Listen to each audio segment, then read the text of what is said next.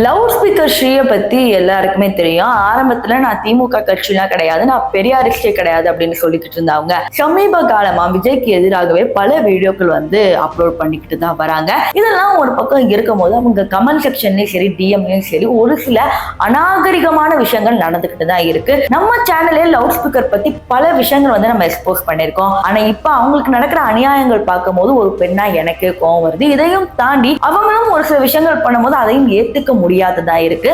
அதை என்னன்னு தெரிஞ்சுக்கணும்னா இந்த வீடியோ ஃபுல்லா பார்க்கணும். வாங்க வீடியோக்குள்ள போகலாம். லவுட் ஸ்பீக்கர் ஸ்ரீயை பொறுத்த வரைக்கும் ஆரம்பத்துல மதுரை பத்தி பேசினாங்க, அதன் மூலமா ஹிட் ஆனாங்க. இவங்க டிஎம்கே பத்தி பேசுவாங்க அப்படிங்கிறது ஒரு ஐடியாவே யாருக்குமே கிடையாது. திடுதிப்புன்னு டிஎம்கேக்கு சப்போர்ட்டா வீடியோஸ் போட்டுக்கிட்டே இருக்கிறப்ப எல்லாருக்கும் ஒரு சந்தேகம் வந்துச்சு, நீ டிஎம்கே ஓட தொண்டன்னா ஓப்பனா சொல்லு, இல்ல நான் டிஎம்கே சப்போர்ட்டர்னா நீ ஓப்பனா சொல்லிடு, நாங்க எதுக்கு உங்ககிட்ட கேட்கணும், ஒரு கட்சிக்காரனுக்கு நாங்க எதுக்கு ஃபாலோ பண்ணணும், இப்பயே அன்ஃபாலோ பண்றோம் அப்படிங்கிற மாதிரி பேசினாங்க. அதன் பிறகு என்ன ஆச்சுன்னா இவங்க திடுதிப்புன்னு விஜய் அவர்களுக்கு எதிராக ஒரு வீடியோ போட்டாங்க. அது கூட நம்ம சேனல்ல எக்ஸ்போஸ் பண்ணிருக்கோம், அதை போய் பார்த்துட்டு வாங்க. இது பார்த்த பல பேர் என்ன பண்ணாங்கன்னா, நீ விஜய்க்கு எதிராக இருக்க, அப்ப கண்டிப்பா நீ டிஎம்கே தான் அப்படிங்கிற மாதிரி ஒரு முத்திரை குத்த ஆரம்பிச்சாங்க. அதன் பிறகு பெரியாரை பத்தி தவறான கருத்துக்கள் சொல்லி மாட்டிட்டாங்க அப்படிங்கிறது எல்லாருக்குமே தெரியும். இப்ப எதை பத்தி இவங்க பேசிட்டு இருக்காங்கன்னா, கரூர்ல நடந்த விஷயத்தை பத்தி தான் பேசிட்டு இருக்கோம். சோ ஃபார் எக்ஸாம்பிள் நம்ம சொல்லணும்னா, கரூர்ல நடந்து முழுக்க முழுக்க விஜய் மேல தப்பு அப்படிங்கிறதும் சொல்ல முடியாது, திமுக தான் அதுக்கு காரணம் அப்படின்னே சொல்ல முடியாது. இதுக்கு முழுக்க முழுக்க காரணம் பாத்தீங்கன்னா பொதுமக்கள் தான் அப்படிங்கிறது தான் எங்களோட சைடான கருத்து. ஏன்னா பொதுமக்களுக்கு சிவிக் சென்ஸ் இருந்தா எதற்கு அவ்வளவு கூட்டத்துல குழந்தைங்களை தூக்கிட்டு போகணும்? ஆனா இப்ப கூட மக்கள் திருந்தாத பாவம் என்னன்னா, ஒரு தனியார் யூடியூப் சேனல் இன்டர்வியூ எடுக்கும் போது விஜய் முகத்தை பார்த்து தானே என் பையன் இறந்து போனா, அதனால எங்களுக்கு பெருமை தான் அப்படின்னு பேசும்போது இன்னும் கூட வரி அதிகமா தான் இருக்கு. இது பல டிஎம்கே தொண்டர்களுக்கு ஒரு நல்ல ஃபுட் மாதிரி அமைஞ்சிருச்சு. ஸோ அதை பல கண்டென்ட்டா வித்தியாசமா பல சட்னிகள் மாதிரி அரைச்சு போட்டுக்கிட்டு இருக்காங்க. அதுல லவுட் ஸ்பீக்கரும் ஒண்ணு. அந்த கண்டென்ட்டை போய் பார்த்துட்டு வாங்க.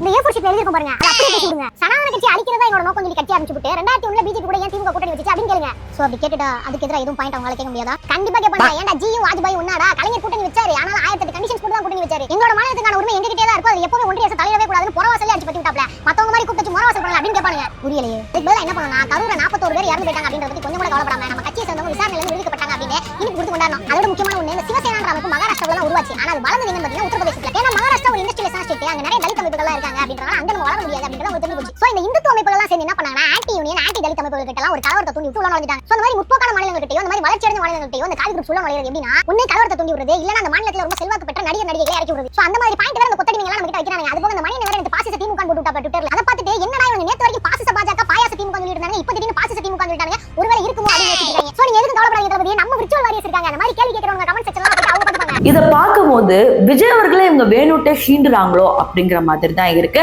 ஆனா அவங்க சொன்ன விஷயமும் உண்மைதான் அப்படின்னு ஒத்துக்கவும் முடியுது. இப்போ என்ன ஒரு விஷயம்னா பாத்தீங்கன்னா, இந்த டிவிகே வாரியர்ஸ் கிட்டையும் சரி, ஒரு சில தொண்டர்கள் கிட்டையும் இருக்கிற ஒரு தவறு என்னன்னா, விஜய் அவர்களை பத்தி 1000 விமர்சனங்கள் வச்சுக்கிட்டு தான் இருக்காங்க. எப்படி நம்ம டிஎம்கே பத்தி, ஏடிஎம்கே பத்தி, பிஜேபி பத்தி, காங்கிரஸ் பத்தி பேசுறோமோ அதே மாதிரி ஒரு கட்சியை தொடங்கினா கண்டிப்பா விமர்சனங்கள் இருக்கதான் செய்யும். ஆனா ஒரு பெண் விமர்சனம் செஞ்சுட்டா அது டிவிகே வாரியர்ஸ்க்கு சுத்தமாவே பிடிக்க மாட்டேங்குது. டைரக்டா போய் அவங்களை ரொம்ப அசிங்கமா திட்டுறதும், அவங்க கமெண்ட் செக்ஷன்ல ரொம்ப ஆபாசமான ஜிஐஎஃப் அனுப்புறதும், இதையும் தாண்டி அவங்க டிஎம்ஸ்ல தப்பான பிரைவேட் பார்ட்ஸ் போட்டோவும் அனுப்புறாங்க அப்படிங்கிற மாதிரி ஒரு அதிர்ச்சிகர செய்தி தான் வந்திருக்கு. ஏன்னா விஜய் அவர்கள் என்ன கேட்டிருந்தாங்கன்னா, தமிழ்நாட்டுடைய பெண்கள் பாதுகாப்பை உறுதி செய்யறேன்னு சொல்லி இந்த திமுக கட்சி தோத்து போயிடுச்சு அப்படிங்கிற மாதிரி சொல்றாங்க. ஆனா திமுக கட்சின்னு இல்ல, டிவிகே கட்சியை பத்தி எதிராக ஒரு சின்ன பாயிண்ட் சொன்னா கூட அதனுக்குள்ள பாத்தீங்கன்னா டிவிகே வாரியர்ஸ் முழுக்க முழுக்க பாலியல் சம்பந்தப்பட்ட விஷயங்களா பல விஷயங்கள்ல ஆன்லைன் புள்ளி பண்ணிக்கிட்டு தான் இருக்காங்க. இப்ப அததான் லவுட் ஸ்பீக்கர் எடுத்து பேசியிருக்காங்க. இந்த வீடியோ பாத்தீங்கன்னா லவுட் ஸ்பீக்கருக்கு எதிராவோ ஆதரவாவோ இல்ல டிவிக்கு எதிராவோ ஆதரவாவோ இல்ல. இங்க என்ன பார்த்தாலும் ஒரு காயினுக்கு 2 சைடு இருக்கிற மாதிரி இந்த பிரச்சனை 2 சைடு இருக்கு.